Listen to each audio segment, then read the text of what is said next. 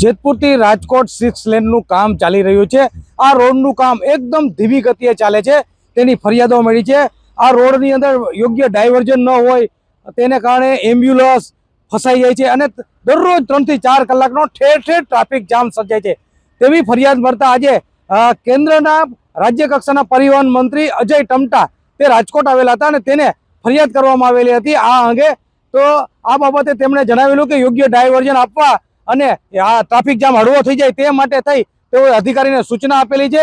હાલ તો સૂચનાની આપેલી તે જણાવવા તે કેન્દ્રીય મંત્રી જે તેમણે જણાવેલું છે, પરંતુ આ કામ મંથર ગતિએ ચાલુ છે અને ટોલ નાકા જે જેતપુરથી રાજકોટની વચ્ચે બે ટોલ નાકા પણ વસૂલવામાં આવતો હોય તે બાબતે પણ વાહન ચાલકોની ફરિયાદ છે કે રોડનું કામ ચાલુ હોય, ટ્રાફિકમાં ફસાતા હોય છતાં પણ ટોલ આપવો તે કઈ રીતે યોગ્ય કહેવાય।